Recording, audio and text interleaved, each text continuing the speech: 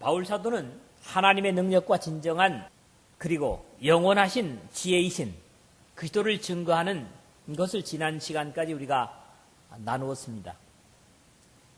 오늘 우리가 읽은 말씀 역시 같은 선상에서 절대적인 지혜인 하늘로부터 세상의 상대적인 지혜로 내려오셔서 비교될 수 없는 하늘의 신비요 또 지혜요 구원이신 그리스도의 십자가를 세상에 변하고 소멸될 세상 지혜로는 전달할 수 없다고 말하면서 그렇기 때문에 전달의 방법조차도 하늘의 방법만이 효과가 있다고 그렇게 말씀을 하고 있습니다.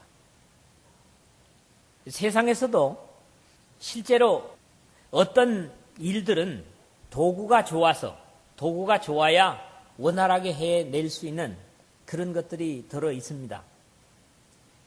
그런데 하늘의 일은 더욱이 하늘의 방법, 즉 인간의 눈에는 어리석은 것 같이 보이는 그 방법만이 유효한 방법이고 또 하나님께서 쓰시는 방법이라고 하는 사실을 말씀하고 있습니다.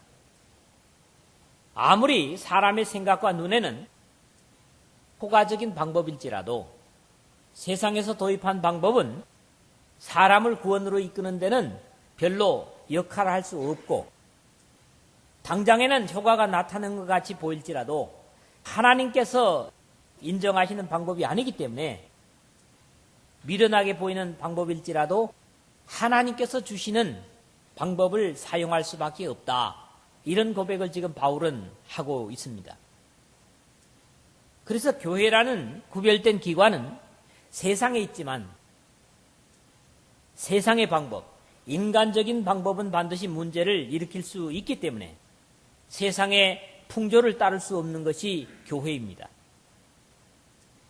세상의 방법대로 해서 성공하는 것 같을지라도 사실은 벌써 속으로는 문제를 만들고 있는 것은 하나님의 성령이 기뻐하시지 않기 때문에 그렇습니다.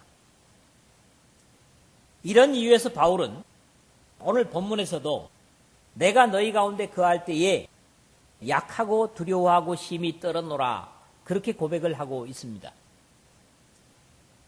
바울이 인간적으로 약하다고 그렇게 고백할 만큼 그렇게 모자라는 사람은 분명히 아니라고 하는 것도 우리가 말씀을 나누었죠.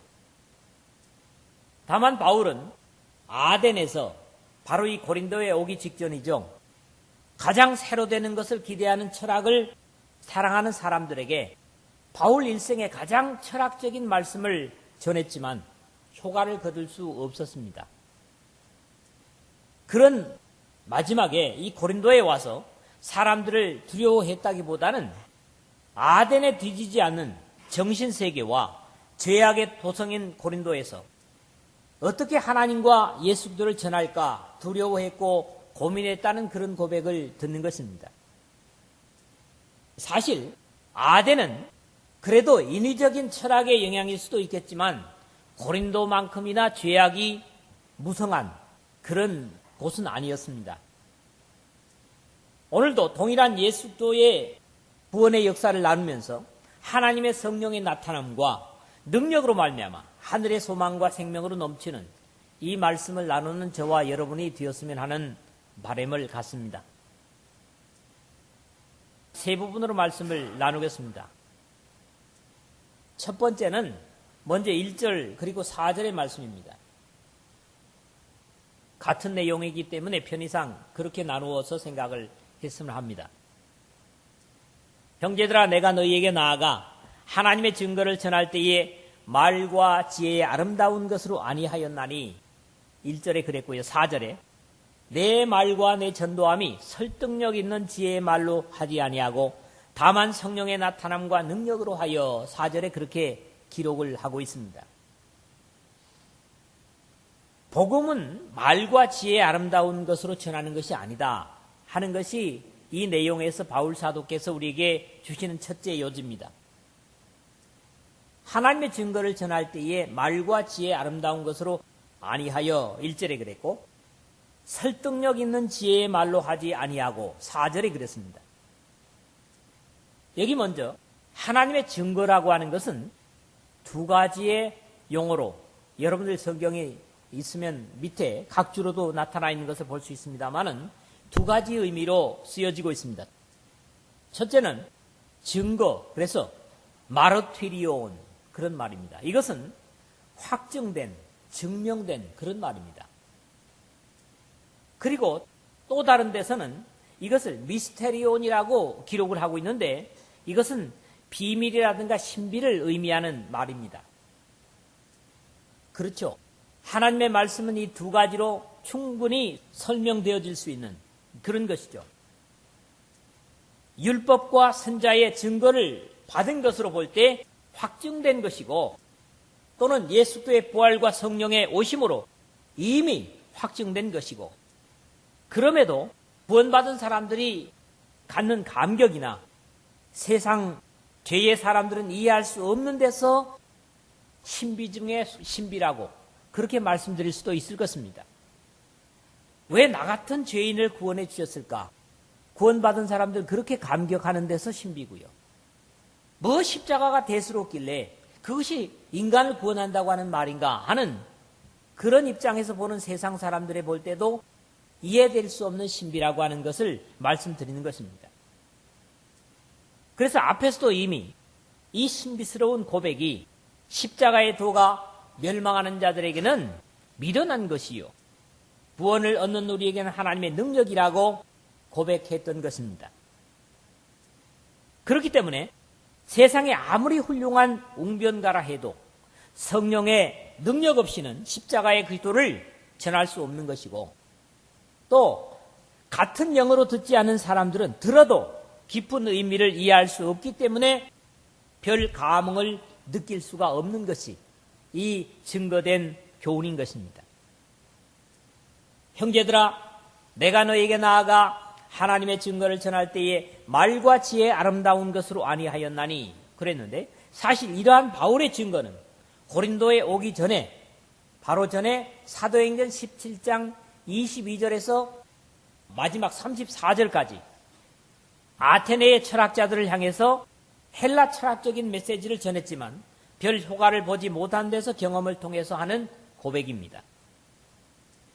당시만 해도 웅변술은 일반적인 학문이었습니다. 실제적으로요. 왜 그랬는가 하니까 철학을 숭앙하는 그때 사람들은 아름다운 언어 구사, 즉 뭐라고 합니까? 요즘 말로 맛깔스러운 말을 사람들은 대단히 좋아했습니다. 사도행전 14장에 루스드라에서 바울과 실라가 안진뱅이를 이렇게 세울 때도 사람들은 하늘에서 제우스와 헤르메스 신이 사람의 모양으로 내려왔다고 소란을 부리게 됩니다. 여기에 헤르메스가 바로 웅변의 신이었고 바울이 주로 말하는 일을 하는 것을 보고 사람들은 바울을 헤르메스 신이 내려왔다, 웅변의 신이 내려왔다 그렇게 고백을 하는 것을 듣습니다. 하나님의 지혜에 있어서는 이 세상이 자기 지혜로 하나님을 알지 못하는 거로 하나님께서 전도에 미련한 것으로 믿는 자들을 구원하시기를 기뻐하셨도다. 이미 1장 21절에 그렇게 말씀을 한 바 있고요. 우리가 이것을 말하거니와 사람의 지혜가 가르친 말로 아니하고 오직 성령께서 가르치신 것으로 하니 영적인 일은 영적인 것으로 분별하느니라. 뒤에 가서 보겠습니다만 13절에도 역시 그렇게 말씀을 하고 있습니다. 내 말과 내 전도함이 설득력 있는 지혜의 말로 하지 아니하고 다만 성령의 나타남과 능력으로 하여 이 4절에 그런데 여기 설득력 있는 지혜의 말은 다른 말로 우리가 번역을 한다면 좀 제목과 더불어 생각할 수 있는 것은 유혹하는 말 또는 그럴싸한 말이라고 하는 것을 의미합니다. 바울의 고백을 들으면 소위 말하는 신학교라는 데서 수사학을 가르치는 것이 과연 하나님의 일꾼에게 유용할까 그런 생각을 하게 됩니다. 이 수사학도 사실 그리스 때부터 있었던 학문입니다. 말을 구사하는 그런 기술을 얘기하는 것이 바로 수사학이죠. 그런데 반드시 하나님의 종들에게 이 수사학을 공부를 시킵니다. 한 학기 아니면 두 학기. 그래서 어떻게 언어를 구사하는 것이 호소력이 있는가? 그렇게 학문적으로 주입을 시킨다는 거지요. 그런데 바울의 이 말씀에 따른다면 과연 이것이 가치가 있을까? 그렇게 생각을 한다는 거지요. 언어의 유의는 복음에 소용이 없습니다. 이 좀 어려운 말이죠. 언어의 유의라 그러니까. 말의 언변이 예수 그리스도의 십자가의 구원을 증거하는 것이 아니라 변화된 사람의 삶이 가장 호소력을 가지는 복음의 증거가 되는 데서 그렇다는 겁니다. 말을 잘해서 사람을 설득시키겠다. 이것은 적어도 하나님의 방법은 아니라는 거지요. 복음은 다만 성령의 나타남과 능력으로 하여야 한다고 바울은 말씀합니다. 4절에 그런 말씀을 하고 있는데 더 가까이 다만 성령의 나타남과 능력으로 하여라는 말을 우리 현실적으로 가져오면 능력 있는 성령의 나타남으로 하여라는 말로 이해할 수가 있습니다. 조금 뒤에 가서 바울은 고린도전서 4장 20절에 보면 하나님의 나라는 말에 있지 아니하고 오직 능력에 있음이라 그렇게 증거를 합니다. 하나님의 나라는 말에 있지 않고 능력에 있다. 즉 예수 그리스도의 십자가를 붙들고 사는 삶에 하나님의 나라가 있다. 그렇게 말씀을 하는 거지요. 로마서 15장 13절에 가서 보면 성령의 능력으로 소망이 넘치게 하시기를 원하노라. 소망이 넘치는 건 뭐랍니까? 성령의 능력으로 소망이 넘치게 할 수 있다는 거지요. 같은 로마서 15장 19절에 보면 표적과 기사의 능력으로 성령의 능력으로 예루살렘으로부터 두루 행하여 일루니곤까지 그리스도의 복음을 편만하게 전하였노라. 물론 중간은 중략을 했습니다마는 그렇게 자신이 당시 아시아와 유럽의 복음을 널리 증거한 것은 자신의 능력이 아니라 성령의 능력이라고 고백을 하고 있는 것을 듣습니다. 다시 데살로니가전서 1장 5절에 보니까 이는 우리 복음이 너희에게 말로만 이른 것이 아니라 또한 능력과 성령과 큰 확신으로 된 것임이라 그렇게 말하고 있죠. 말로 된 것이 아니라는 거죠.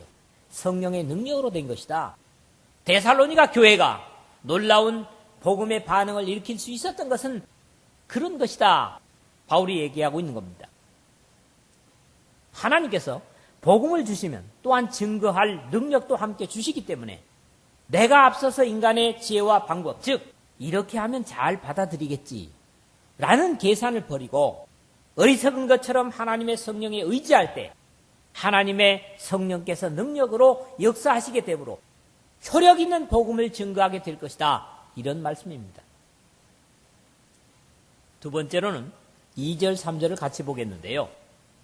예수 그리스도의 십자가에 못 박히신 것만 전한다. 예수 그리스도의 십자가에 못 박힌 것만 알겠다. 그렇게 고백을 하지요. 내가 너희 중에서 예수 그리스도와 그의 십자가에 못 박히신 것 외에는 아무것도 알지 아니하기로 작정하였습니다. 내가 너희 가운데 거할 때 약하고 두려워하고 심히 떨어노라 그랬습니다. 오늘 본문의 중심은 예수 그리스도의 십자가의 복음을 전하는 사람이 진정으로 알아야 할 것이 무엇인가를 가르쳐주는 그런 내용이 바로 2절, 3절에 나타나고 있습니다. 바울은 십자가에 못 박이신 예수 그리스도만 알기로 작정했다. 그렇게 고백을 합니다. 이 2절에 시작하는 원문에 보니까 왜냐하면 그렇게 쓰여 있습니다. 왜냐하면 헬라어로 가르라고 하는 말이 앞에 써 있습니다. 그래서 이걸 1, 2절에 이 말씀을 넣어서 붙여서 읽으면 이렇습니다. 형제들아, 내가 너에게 나아가 하나님의 증거를 전할 때에 말과 지혜의 아름다운 것으로 아니하였나니 왜냐하면 예수 그리스도와 그의 십자가에 못 박이신 것 외에는 아무것도 알지 아니하기로 작정하였습니다. 그렇게 읽을 수가 있습니다. 그리고 여기 작정하였다 하는 말은 크리노라는 말입니다. 이 크리노라는 말은 많은 뜻이 있지만은 결정하다, 결말짓다, 정하다, 선고하다 이런 등등의 의미를 오늘 내용과 더불어 이해할 수가 있습니다. 예수 그리스도만 알기로 결말을 지었는데 어떤 예수 그리스도냐 하면 십자가에 못 박히신 것만 알기로 정하였다고 하는 그런 고백입니다. 예수께서 인간의 몸을 입고 이 땅에 오셔서 여러 모양이 있었지만 그 중에서도 십자가에 못 박히신 것만 알기로 결말지었다, 그런 바울의 고백입니다. 예수 그리스도의 많은 삶의 역사들 중에서도 유독 십자가에 못 박히신 것은 나의 삶에 직접적으로 들어오신 예수 그리스도를 귀하게 여기는 의미이고, 이렇게 나를 위해서 십자가에 달리신 예수 그리스도를 받아들이면 그 다음의 결과들도 당연히 나의 것이 될 것이기 때문에 바울은 이렇게 말하고 있는 것입니다. 그러나 사람들은 가장 받아들이기 힘드는 것이 바로 뭡니까? 이 십자가에 못 박히신 그리스도입니다. 예수의 많은 이적도 좋다. 그리고 박애정신 좋다. 좋지 않느냐? 또 그의 가르친 교훈들도 다 좋은데 왜 비참하게 십자가에 돌아가신 것이 나에게 무슨 상관이 있는가? 왜 나 때문이라고 말하는가? 그렇게 생각하는 사람들이 많습니다. 그래서 예수님의 다른 모든 것들은 다 받아들일 수 있는데 그의 십자가는 내가 받아들이고 싶지 않다. 이것이 유대인들의 생각이고 당시에 지혜에 있다고 하는 헬라인들의 생각이고 오늘 불신하는 많은 사람들의 생각입니다. 그러나 중요한 것은 나의 죄와 저주와 허물을 해결하기 위해서 바로 십자가에 돌아가신 예수 그리스도를 나의 주님으로 믿는 것입니다. 이것이 각 사람에게 가장 가치가 있는 것이고 귀중한 것입니다. 또 십자가에 못 박히신 것만 알겠다고 하는 것은 나도 그 십자가의 주님을 따르고 본받고 나의 십자가를 주님처럼 지고 가겠다고 하는 그런 각오를 고백하는 것입니다.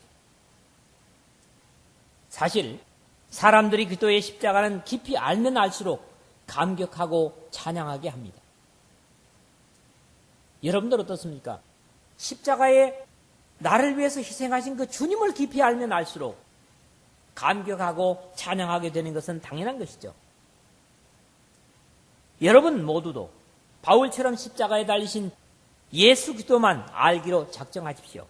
그것이 여러분에게 가장 가치가 있는 것입니다.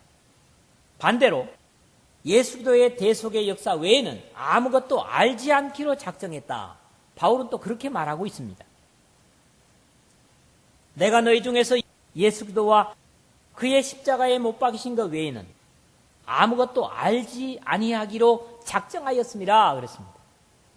십자가를 귀중하게 생각하게 되면 사실 모든 다른 것들은 그 가치를 잃게 됩니다. 내 인생이 십자가로 인하여 변화되고 십자가로 인해서 죄와 저주와 죽음의 사람이 하나님의 자녀가 되었으니 어떤 것도 그 십자가만큼 귀중한 것은 없게 되는 것은 당연한 것이죠. 우리는 평생 90평생을 시각장애자로 살았던 페니 제인 크로스비의 찬양을 늘 우리의 고백으로 부릅니다. 439장이죠. 1절인데 십자가로 가까이 나를 이끄시고 거기 흘린 보혈로 정케하옵소서. 십자가 무한 영광일신 요단강을 건넌 후 무한 영광일신. 십자가를 지는 것이 이 땅에서 볼 때는 어리석은 것 같이 보입니다. 그러나 그것만이 요단강을 건넜을 때 하나님 앞에 영광과 기쁨과 감사의 고백이 될 줄로 믿습니다. 누가 이런 말을 했습니다.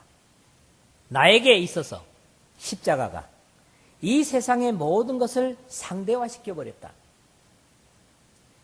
모든 것의 가치들을, 내가 가진 것들의 가치를 바꿔버렸다는 그런 고백입니다. 사실 믿음의 사람들 모두가 이런 고백을 드릴 수 있어야 합니다. 여러분 모두도 내가 십자가를 가장 귀중하게 여기기 때문에 세상의 모든 가진 것들은 있어도 되고 없어도 되는 것이다. 그런 정도의 고백을 드릴 수 있기를 주의 이름으로 부탁을 드립니다. 아테네에서 당한 일 때문에 인간적으로 두려워했던 것을 바울은 이 자리에 역시 고백하고 있습니다. 내가 너희 가운데 거할 때에 약하고 두려워하고 심히 떨어노라. 여기 너희 가운데 거할 때라고 하는 것은 내가 너희에게 갔을 때라는 말입니다. 내가 너희에게 갔을 때라는 말이죠. 아테네에서 철학자들과 그들의 철학적 사고와 시까지 인용을 하면서 복음을 전했지만 그 결과는 참으로 허무한 것이었습니다. 몇 사람이 그를 가까이하여 믿으니 그 중에는 아레오바고 관리 디오누시오와 다말이라 하는 여자와 또 다른 사람들도 있더라. 사도행전 17장 34절에 아테네에서 바울이 말씀을 전했을 때 나타난 결과에 대해서 그렇게 언급을 하고 있는 것을 읽습니다. 그런 결과를 가지고 고린도에 온 바울은 다분히 철학적이고 비도덕적인 고린도 사람들에게 복음을 전하면서 마음이 편치 못했음을 고백하고 있는 것입니다. 그래서 바울이 나중에 고백하는 것을 보면 결국 자신이나 사람에게 능력이 있는 것이 아님을 고백합니다. 우리가 사방으로 우겨쌈을 당하여도 쌓이지 아니하며 답답한 일을 당하여도 낙심하지 아니하며 박해를 받아도 버림받지 아니하며 거꾸러뜨림을 당하여도 망하지 아니하고 우리가 항상 예수의 죽음을 몸에 짊어짐은 예수의 생명이 또한 우리 몸에 나타나게 하려 함이라. 우리 살아있는 자가 항상 예수님을 위하여 죽음에 넘겨짐은 예수님의 생명이 또한 우리 죽을 육체에 나타나게 하려 함이니라. 고린도후서 4장 8절에서 11절에 그렇게 말씀하고 있습니다. 오늘 이 말씀을 듣는 여러분 모두도 예수 그리스도와 그의 십자가에 못 박힌 것 외에는 아무것도 알지 아니하기로 작정하는 절대적인 믿음의 사람들로 사시기를 주의 이름으로 부탁을 드립니다. 마지막 세 번째입니다. 너희 믿음이 사람의 지혜에 있지 아니하고 다만 하나님의 능력에 있게 하려 하였노라. 5절입니다. 사실 이것만이 하나님의 성령을 의지하는 방법입니다. 구약에서부터 하나님은 그의 선자를 통해서 만군의 여호와께서 말씀하시되 이는 힘으로 되지 아니하며 능력으로 되지 아니하고 오직 나의 영으로 되느니라. 스가랴서 4장 6절 하반절에 그렇게 증거를 하셨습니다. 사람의 지혜가 하늘에 이르는 것 같지만 사실 생명에 있어서는 참으로 미약하기 이를 데 없는 것은 생각지 않게 사람이 죽는데도 손을 쓸 수 없다는 데서 그렇습니다. 여러분, 의학이 지금 최고조에 발달했습니다. 그러나 죽을 사람은 죽을 수밖에 없습니다. 죽을 사람을 살리는 의학은 되지 못합니다.